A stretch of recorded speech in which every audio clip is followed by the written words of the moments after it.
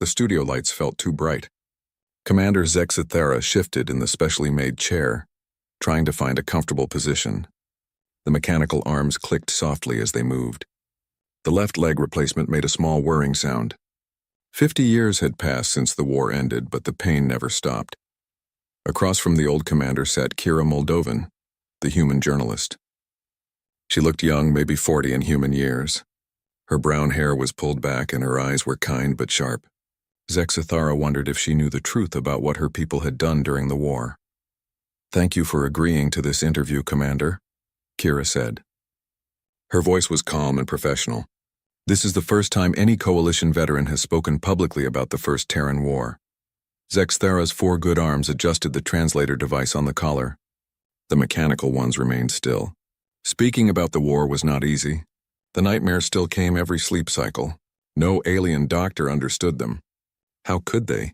No other species had fought humans and lived to remember.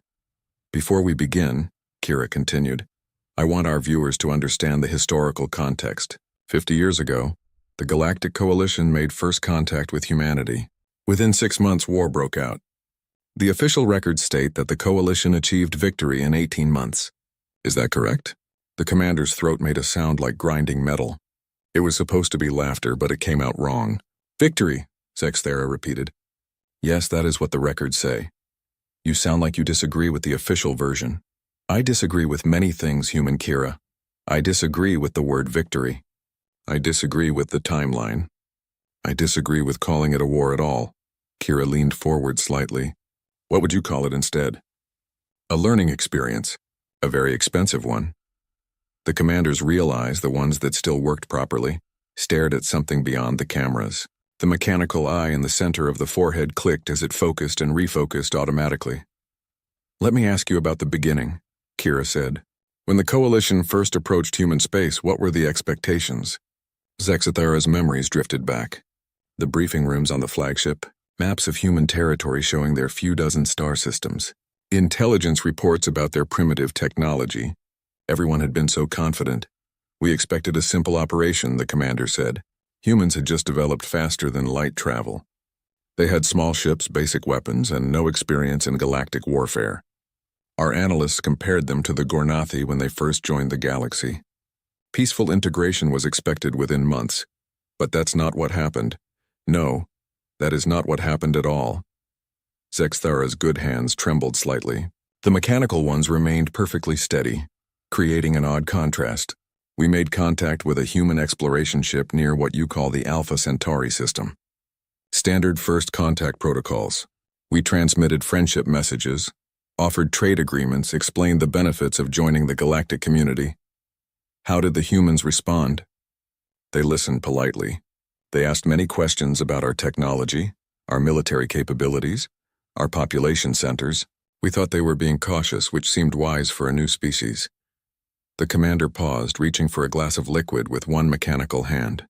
The movements were precise but somehow wrong, like watching a puppet pretend to be alive. 3 days later, our contact ship exploded. No warning, no demands, no declaration of war. It simply became debris in space. We lost 400 crew members. Kira's expression didn't change, but she made a note on her tablet. "The human government claimed that was an accident, didn't they? A malfunction in their reactor systems? That is what they said. We believed them at first. Accidents happen even during peaceful contact. We sent another ship, this time with better shielding and safety protocols. And it also exploded. Then the third one. Then the fourth." The studio was quiet except for the soft humming of the air recyclers. Zexithara's mechanical eye focused on Kira's face, studying her reaction. "The pattern became clear," the commander continued. "Each explosion happened exactly when our ships were in optimal position for humans to scan our technology. Each blast left specific debris patterns that would give humans maximum information about our ship construction. Each incident happened after our crews had answered detailed questions about Coalition military structure." "You're saying the explosions were deliberate? That humans were studying you?" "I am saying humans were already preparing for war before we knew war was possible. While we talked about friendship and trade, they were learning how to kill us." Kira set down her tablet. "Commander, that's a serious accusation. Human records from that time show genuine attempts at peaceful contact." The commander's laugh was that grinding metal sound again. Human records. Yes, I am sure they do. Tell me, human Kira, do your records mention the mining stations? Which mining stations? The ones that didn't exist until we scanned them. The ones that appeared overnight in asteroid fields throughout human space. The ones that were obviously weapon platforms disguised as industrial facilities. Zexthara's voice became quieter, more intense. While our diplomats discussed trade routes, humans were building gun emplacements. While our scientists offered technological exchange, humans were designing ships specifically to fight coalition vessels. They had war plans ready before we even knew we were enemies. The coalition responded with military force, though. The official timeline shows coalition ships entering human space 6 months after first contact. We had no choice. Our intelligence reports showed massive military buildup throughout human territory. Ships that were clearly warships, not exploration vessels. Weapons designed to exploit specific weaknesses in coalition shielding. Training programs that could only be for combat against our species. The commander shifted again, mechanical parts clicking. The High Command made the decision to neutralize the threat before humans could launch a surprise attack. It seemed logical. It seemed necessary. But you personally disagreed with that decision. Zexthara was quiet for a long time. The mechanical eye stopped moving and focused on the floor. I thought humans were like other species. I thought they would see reason when faced with superior force. I thought they would surrender when the choice was between submission and extinction. They didn't surrender. No. They did something else. Something no species in galactic history had ever done. What did they do? The commander looked directly at Kira, all 3 eyes focusing on her face. They smiled. When our fleet appeared over their first colony world, when we broadcast surrender demands, when we showed them exactly how outgunned and outnumbered they were, the human commander smiled. And then he said something that still gives me nightmares. He said, "Thank you for coming. We've been waiting for you." Zexthara's voice dropped to almost a whisper. That was when I realized we had made a terrible mistake. We thought we were starting a war, but humans had been planning one all along. The question was not whether they would fight us.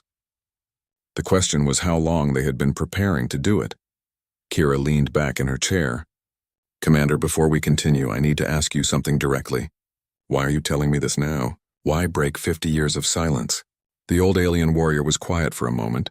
Then slowly, all 4 good arms moved to rest on the table. "Because the nightmares never stop, human Kira. Because no alien therapist understands what we saw your people do. Because I need someone to know the truth before I die." "What truth?" "That your official records are lies. That the war never really ended. And that every species in the galaxy lives in fear of the day humans decide they want something we have." The memory hit Zexthara like a physical blow. Even after 50 years, the commander could recall every detail of that first battle. The smell of burning circuits in the command center. The taste of fear in the air recyclers. The sound of alarms that wouldn't stop. "Tell me about the first engagement," Kira said softly. "What happened when coalition forces entered human space?" Zexthara's mechanical hands gripped the edge of the table. "We approached the outer colonies with standard battle formation. 3 dreadnoughts, 12 cruisers, 46 fighters, against a human settlement of maybe 50,000 people with a handful of civilian ships." The commander's real eyes stared past Kira, seeing something that wasn't in the studio. The intelligence reports said humans had no military experience. No understanding of space combat. No proper weapons. We expected them to run or surrender immediately. But they didn't. They didn't run. They didn't surrender. They didn't even seem afraid. Zexthara's voice became hollow, distant. The human ships moved toward us. Not away from us, toward us. Our tactical officer said they were probably trying to surrender in person.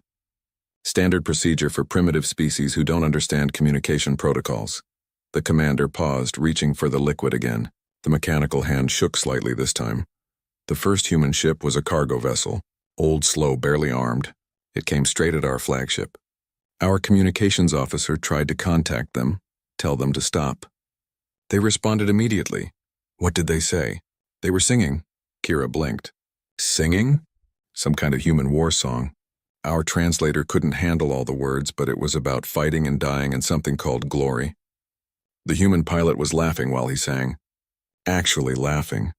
Zexthara's mechanical eye clicked rapidly, focusing and refocusing as if trying to process something impossible. The cargo ship accelerated, directly at us. Our weapons officer asked for permission to fire, but the captain said no. It was just one small ship. What could it do to a dreadnought? The studio lights reflected off the mechanical arms as they moved restlessly. The human ship hit our forward shield array. The explosion was significant, much more significant than it should have been. Our engineers later determined the humans had somehow overloaded their reactor core at the moment of impact. They deliberately crashed into your ship? Not just crashed. They turned their ship into a bomb. A very effective bomb. The explosion damaged our main shield generators and killed 17 crew members in the forward sections. Kira made notes on her tablet. Was this considered unusual behavior for the humans? The grinding metal laugh again. We thought it was desperation. A panicked response by primitives who didn't understand real warfare. Our analysts said it was proof that humans would exhaust themselves quickly in pointless suicide attacks. But there were more attacks? The second human ship approached while we were still dealing with damage from the first. This one was a passenger liner. Completely unarmed. It should have been harmless. Zexthara's voice grew quieter. The liner came in at an angle, moving much faster than its design specifications allowed. Our scans showed the engines were running far beyond safe limits. They should have exploded from the stress, did they? Eventually. But not until after the ship rammed our cruiser Valiant Dawn. The explosion broke the cruiser in half. The commander's real hands began to shake now, matching the mechanical ones. That was when we realized something was wrong. One suicide attack might be desperation. Two was a pattern. The humans weren't panicking. They were executing a plan. What kind of plan? They had studied our ships during the so-called peaceful contact period. They knew exactly where to hit us for maximum damage. They had modified their own vessels specifically for ramming attacks. The reactor overloads weren't accidental. They were weapons.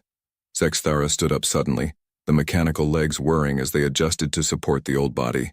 The commander walked to the studio window, looking out at the city beyond. The third attack was different. A small human fighter, barely big enough for one pilot. It came in fast, dodging our defensive fire with impossible precision. No computer could calculate those movements. Only a living pilot could react that quickly. The pilot survived the attack? No, that was the point. The fighter struck our ammunition storage bay and detonated the entire forward magazine. We lost 200 crew members in that explosion. The commander turned back to face Kira. But before the fighter hit, we managed to get a visual scan of the pilot, a young human female, maybe 25 standard years. She was wounded, bleeding from the head. Her life support was failing.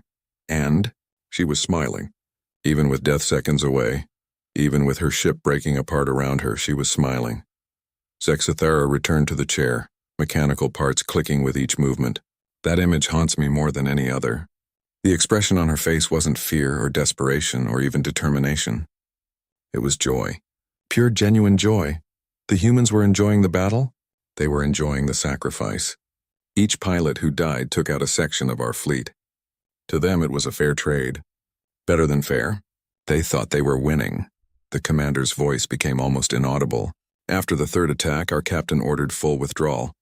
We had lost one cruiser, suffered major damage to the flagship, and watched 3 humans die by choice.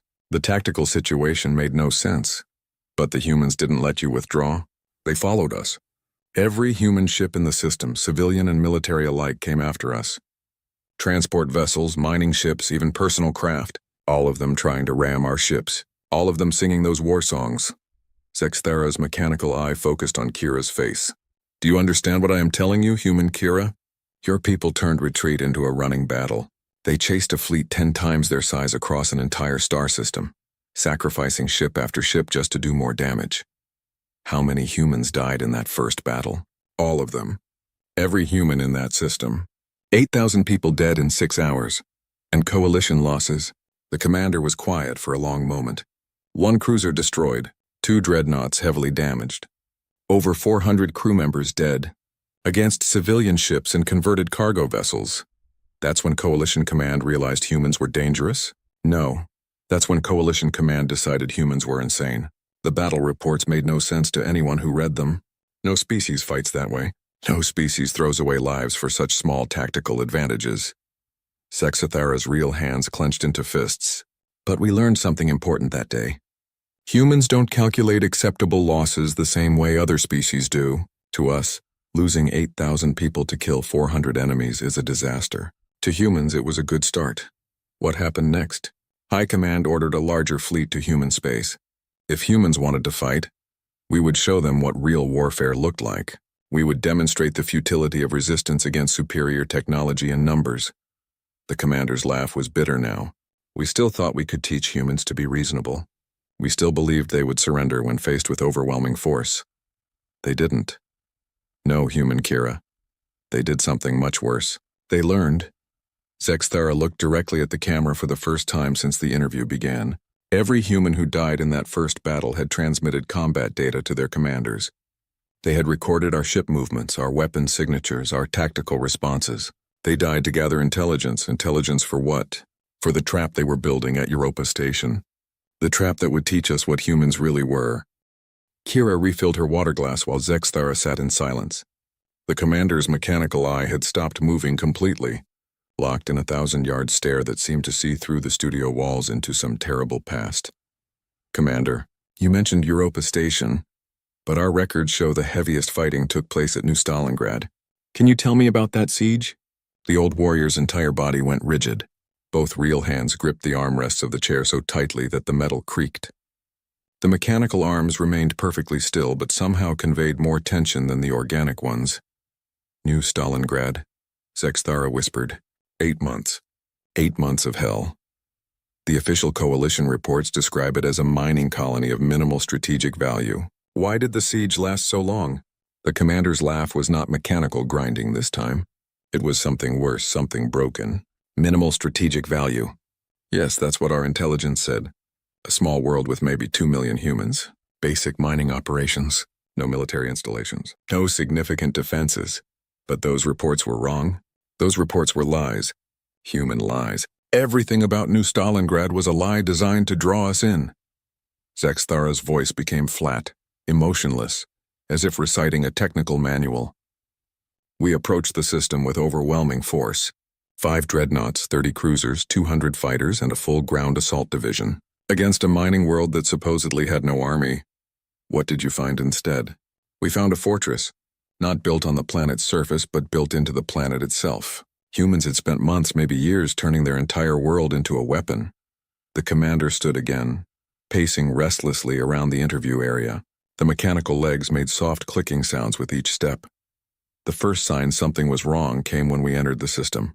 Our long-range scans detected massive underground complexes. Our analysts said they were mining tunnels. We believed them because we wanted to believe them. The humans were preparing for siege warfare. Preparing doesn't cover what they did. They had studied every siege in galactic history.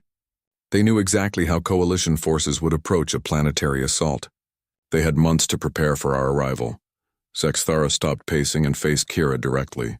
Do you know what your people did to their own world, human Kira? Do you know what they sacrificed just to hurt us? Tell me. They poisoned their own water supplies. Not with random toxins, but with carefully designed biological agents. Harmless to humans, lethal to most alien species.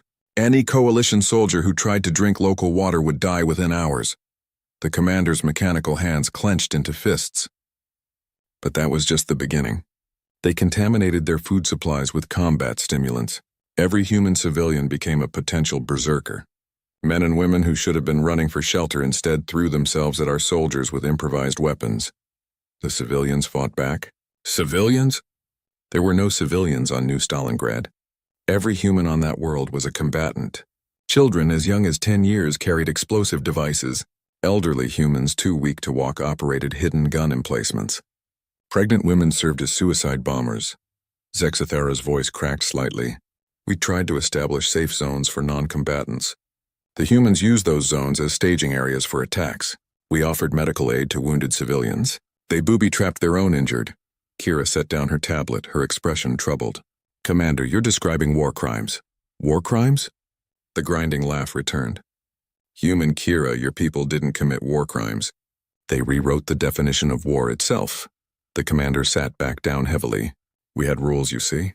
Conventions about protecting civilians, about proportional response, about acceptable weapons. Humans ignored every single rule. Can you give me specific examples? The children's toys. We found explosive devices disguised as dolls and game pieces. Our demolition experts couldn't disarm them because they were designed to look harmless. Coalition soldiers started dying when they tried to clear debris from schools and playgrounds. Zexathara's real eyes closed tightly. The psychological warfare was worse. Humans would hide speakers in the walls of abandoned buildings. All night long we heard recordings of human laughter mixed with screaming. Our sleep cycles were completely disrupted. Soldiers started hallucinating from exhaustion. How did Coalition Command respond to these tactics? They ordered increased firepower. If humans wanted to fight dirty, we would simply destroy everything from orbit. Level the cities, eliminate the population, turn the world into glass, but that didn't work either. It couldn't work. Humans had spent months moving their population underground. The tunnel systems were deeper and more complex than anything we had ever seen. They had built an entire civilization beneath the surface. The commander's mechanical eye began clicking rapidly again. Every time we destroyed a surface installation, humans would respond by attacking our ships from hidden launch sites. They had somehow moved space-capable weapons into those tunnels. Missiles would suddenly appear from what looked like empty ground. The siege dragged on for months. 8 months of constant fighting. 8 months of watching humans do things that no rational species would ever consider. They used their own dead as weapons, launching corpses filled with diseases designed to target alien biology. Zexathara's voice became hollow. The worst part was their attitude.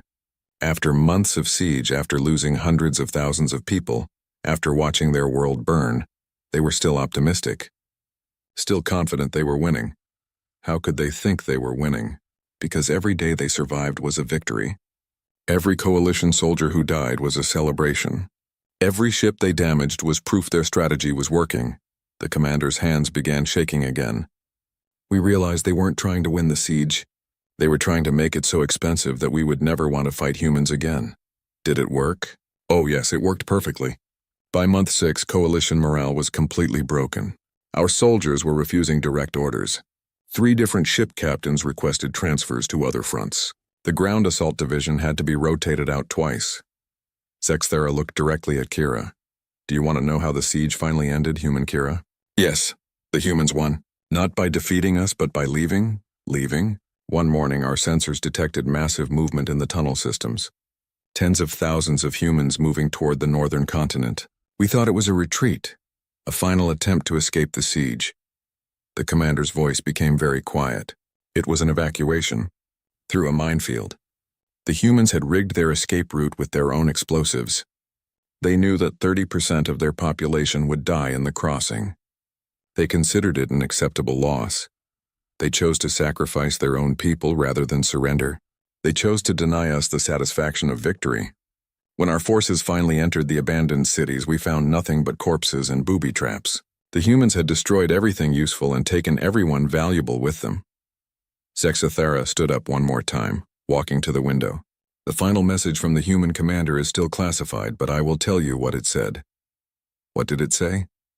Thank you for the training exercise. We learned a lot. See you soon. The studio was completely silent for a long moment. Training exercise? Kira finally asked. That's when we realized the truth about New Stalingrad. It wasn't a colony we were besieging. It was a school, a place where humans were learning how to fight us. The commander turned back to face the camera. Every tactic we used, every weakness we revealed, every mistake we made was recorded and transmitted to other human worlds. 2 million people died on New Stalingrad, but their deaths brought humanity the knowledge they needed to fight the rest of the war. And the humans who evacuated? They became teachers, veterans who traveled to other human worlds, training populations in siege warfare. By the time we realized what had happened, every human colony in the galaxy had become another New Stalingrad. Zexathara sat down heavily. That was when Coalition High Command finally understood what we were fighting. Not an army, not a government, not even a species. We were fighting an idea. The idea that dying to hurt your enemy is not just acceptable, but glorious. The interview had been going for 3 hours.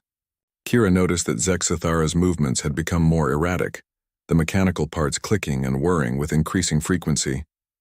The commander seemed to be fighting some internal battle, as if each memory brought physical pain. Commander, we've been talking about human defensive tactics, Kira said carefully. But the war lasted much longer than the 8-month siege. What changed? Zexathera's three eyes all focused on different points in the room, never quite meeting Kira's gaze. What changed was us. We stopped treating humans like a normal enemy and started treating them like a disease that had to be eliminated. Coalition strategy became more aggressive. Coalition strategy became desperate. High Command decided that conventional warfare wasn't working. If humans wanted to fight without rules, we would fight without rules too. The commander's real hands rubbed at temples where old scars were visible. We brought in the crystalline warships, ships designed to crack planets. We prepared biological weapons that would sterilize entire star systems. We were ready to commit genocide to end the war. But you didn't? We couldn't. Every time we prepared a final solution, humans would do something that changed the entire battlefield. They didn't just adapt to our tactics, they made our tactics irrelevant. Zexathera stood and began pacing again, the mechanical legs moving in perfect rhythm. The first innovation that terrified us was their use of the dead. Human corpses became weapons. You mentioned this during the new Stalingrad siege. That was just the beginning. After the siege, humans started launching their dead at our ships. Not just corpses, but corpses modified with diseases specifically designed to target alien biology. The commander stopped pacing, mechanical eye clicking rapidly. Our medical officers couldn't understand how humans had developed these biological weapons so quickly. It should have taken years of research to create diseases that affected multiple alien species. How did they do it? They used their own bodies as laboratories. Humans deliberately infected themselves with modified bacteria, then monitored how the diseases affected their own biology. They used their own suffering as research data. Kira's expression showed disgust and fascination in equal measure. They experimented on themselves? Worse than that. They volunteered for it. Our intelligence intercept showed humans competing for the chance to test biological weapons on their own bodies. They treated martyrdom like a privilege. Zexathera's voice became clinical, detached. The biological warfare escalated rapidly. Humans developed viruses that could survive in space vacuum, bacteria that would lie dormant for months before activating, diseases that targeted specific alien species while remaining harmless to humans. How did coalition forces respond? We developed countermeasures, better medical facilities, improved quarantine procedures, protective suits for boarding operations. We thought we had solved the biological threat. The commander's laugh was that familiar grinding sound. Then humans started using psychological warfare. They had studied our species, learned what frightened us, what made us lose control. What kind of psychological tactics? They would broadcast recordings during night cycles, sounds that mimicked our species' distress calls mixed with human laughter. Our sleep patterns were disrupted so badly that entire crews became non-functional. Zexathera's mechanical hands clenched and unclenched repeatedly. But the worst was when they captured our communications equipment. Humans somehow modified our own technology to broadcast directly into our ship's internal systems. What did they broadcast? Stories. Human stories about wars they had fought among themselves. Tales of battles where millions died for small pieces of territory. Descriptions of weapons they had used against their own species. The commander's voice dropped to a whisper. We learned that humans had developed weapons capable of destroying their entire planet. Not by accident, but deliberately. They had built these weapons and pointed them at themselves as a form of diplomatic pressure. Nuclear weapons. Worse than nuclear weapons. Humans had created devices that could crack continental plates, poison atmospheres for centuries, even alter the orbit of their homeworld, and they had been willing to use these weapons against themselves. Zexathera sat down again, all arms resting on the table. That was when we realized humans weren't just willing to die in battle. They were willing to destroy their own civilization rather than accept defeat. But surely coalition technology was still superior. It was, until humans started capturing our equipment and modifying it in ways that violated fundamental physics. The commander's mechanical eye focused on Kira's face. A Velinarian shield generator is designed to deflect energy weapons. The design principles are based on quantum field manipulation that took my species thousands of years to develop. Humans learned to use your technology. Humans learned to break our technology. They somehow modified captured shield generators into planet-cracking weapons. Equipment designed to protect became equipment designed to destroy. Zexathera's voice became filled with a mixture of admiration and horror. Our engineers studied the modifications. According to our understanding of physics, what humans had done was impossible. The energy requirements alone should have destroyed the devices. But they worked? They worked perfectly. Humans had somehow bypassed safety limitations that were built into the fundamental design. They had turned defensive technology into offensive weapons through pure trial and error. The commander stood and walked to the window again. That was when our scientists realized something terrifying about human innovation. They don't understand the science behind their modifications. They just keep trying things until something works. Experimentation without theory. Experimentation without regard for consequences. Humans would modify captured technology, even if the modifications had a 90% chance of killing everyone involved. The 10% chance of success was worth the risk. Zexathera turned back to face Kira. Do you know what human engineers called these modification sessions? What? Fun. They called them fun. The studio was quiet except for the soft clicking of mechanical parts. Kira made notes while the commander stood motionless, lost in memory. The psychological impact on coalition forces was devastating. Zexathera continued. We were fighting an enemy that treated physics as optional and death as entertainment. Our military doctrine had no response to opponents who considered mutual destruction a victory condition. Coalition morale collapsed. Worse than collapsed. Our soldiers started refusing to board captured human ships because the modifications were so unstable they might explode at any moment. Our engineers wouldn't work on human technology because it defied everything they understood about science. The commander's real hands began shaking again. But the final horror was when humans started volunteering. For suicide missions, you mentioned suicide attacks before, not attacks, missions, long-term operations where humans would deliberately place themselves in situations where survival was impossible, just to gather intelligence or cause specific types of damage. Zexathera's voice became hollow.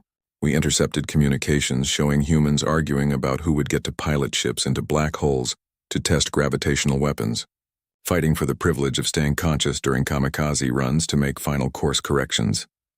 They volunteered for these missions. They competed for them. Humans developed psychological profiles to determine who would be most effective in suicide operations. They had selection criteria for choosing the best candidates for certain death. The commander sat down heavily. That was when Coalition High Command finally understood what we were fighting. Not just a species willing to die, but a species that had weaponized their own willingness to die. How do you fight an enemy like that? You don't. You surrender. You negotiate.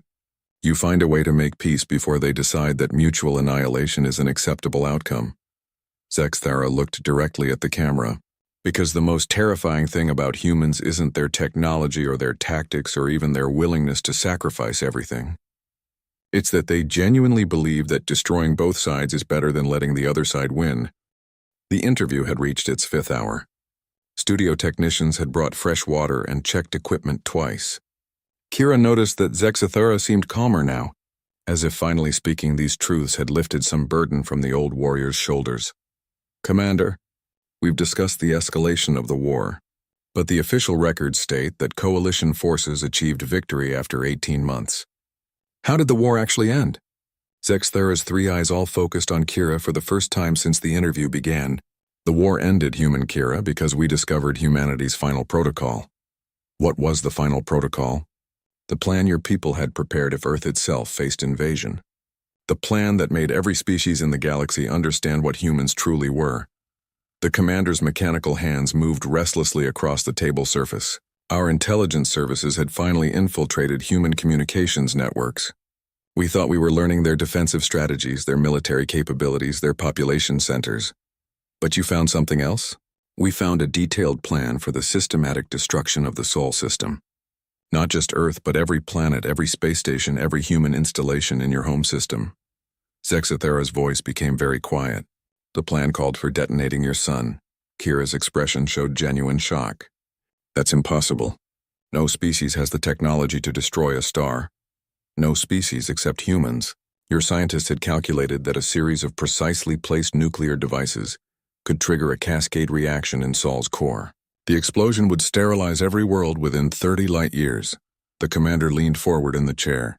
But that wasn't the terrifying part. The terrifying part was the casualty projections.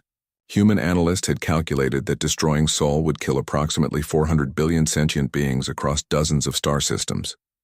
And humans were willing to do this? Not just willing, eager. The communications we intercepted showed human leaders arguing about when to implement the final protocol. Some wanted to trigger it immediately if coalition forces entered the Sol system. Others wanted to wait until Earth itself was invaded. Zexathera's mechanical eye clicked rapidly, but the consensus was clear. If humanity faced extinction, they would take as much of the galaxy with them as possible. You're telling me humans were prepared to commit genocide on an interstellar scale? I'm telling you humans had already committed to it. The devices were built, placed, and armed.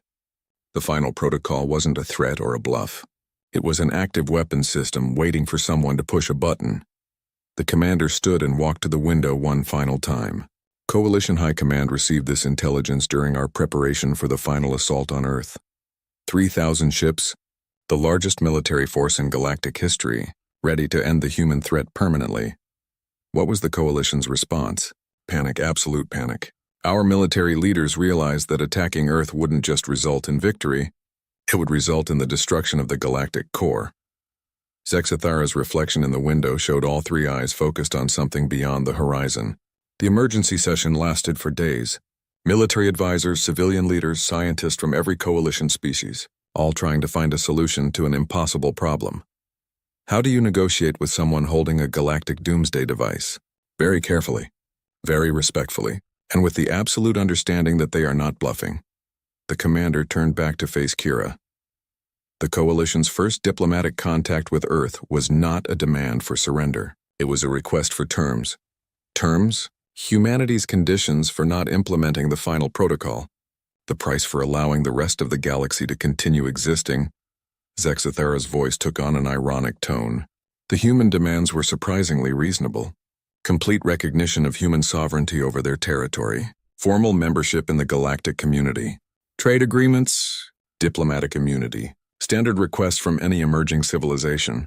That seems too simple. It was too simple. Coalition negotiators kept waiting for the real demands. The tribute payments, the territorial concessions, the subjugation treaties. But humans didn't want any of those things. The commander sat down for the final time. What humans wanted was much more dangerous than conquest. They wanted respect. Respect? Recognition that humanity was not just another emerging species to be guided and controlled. Acknowledgement that human territory was sovereign and human decisions were final. Acceptance that humans would solve their own problems in their own way. Zexathera's laugh was different now. Less mechanical. More genuinely amused. The Coalition leadership found this terrifying. A species that would destroy half the galaxy for abstract concepts like dignity and independence was completely outside their understanding. But the Coalition agreed to these terms? The Coalition had no choice. Every analysis showed that humans would implement the final protocol if their demands were rejected.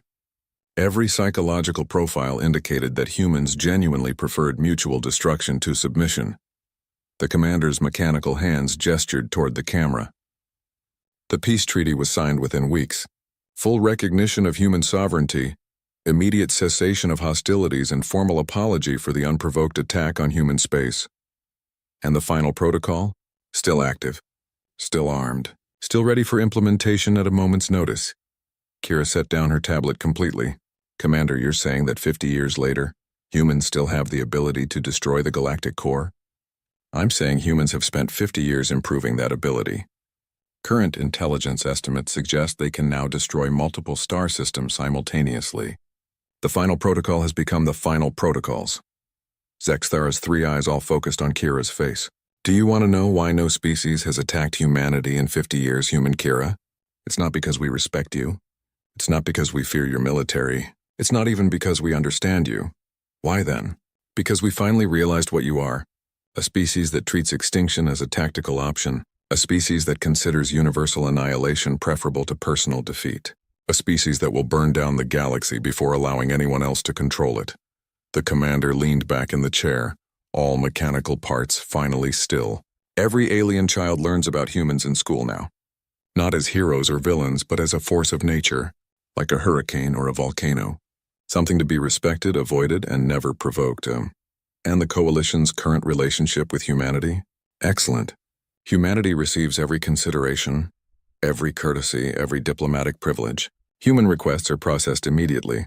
Human complaints are addressed with urgent priority. Human territory is absolutely respected. Zexthara's voice took on a sardonic tone. We have learned that keeping humans happy is much safer than trying to defeat them. But surely some species must resent this situation. Some do. But those species are reminded of what happened during the First Terran War. They are shown the casualty reports, the tactical analyses, the psychological evaluations. They are told about the final protocol. The commander looked directly at the camera one last time, and then they are asked a simple question. Is your pride worth more than the continued existence of galactic civilization? What do they usually answer? Nothing. They stop complaining about human privileges and start being grateful that humans are generally reasonable neighbors. Kira glanced at her notes one final time. Commander, before we conclude, I have to ask, why are you telling me this now? Why reveal classified information about the final protocol? Zexthara was quiet for a long moment. When the commander spoke again, the voice was weary, old, and somehow relieved. Because yesterday human diplomats approached 17 different star systems with offers of mutual defense treaties. Every single government accepted immediately. And that concerns you? It terrifies me. Because mutual defense treaties with humans don't just mean they will help protect you. They mean you become part of their final protocol calculations. The commander's mechanical eye focused on something beyond the camera. Humanity is expanding their definition of acceptable losses to include their allies. Any attack on treaty partners will now trigger the same response as an attack on Earth itself. The final protocol has become galactic policy? The final protocol has become galactic law. Humanity has successfully made their survival equivalent to universal survival. Any species that threatens human interests now threatens the continued existence of all galactic civilization. Zexthara stood up slowly, mechanical parts whirring with the effort. This interview will be broadcast across the galaxy as my final service to galactic peace. A reminder to any species considering conflict with humanity about what they are truly risking. And what are they risking? Everything. They are risking everything. The commander walked toward the studio exit, then paused and looked back at Kira one final time. The most terrifying thing about humans, young journalist, is not that they are willing to die for their beliefs. It is that they are willing to take the entire universe with them. The studio lights dimmed as Zexthara disappeared through the doorway, mechanical legs clicking against the floor with each step. In the sudden silence, Kira realized that the interview had not just been a revelation about the past. It had been a warning about the future.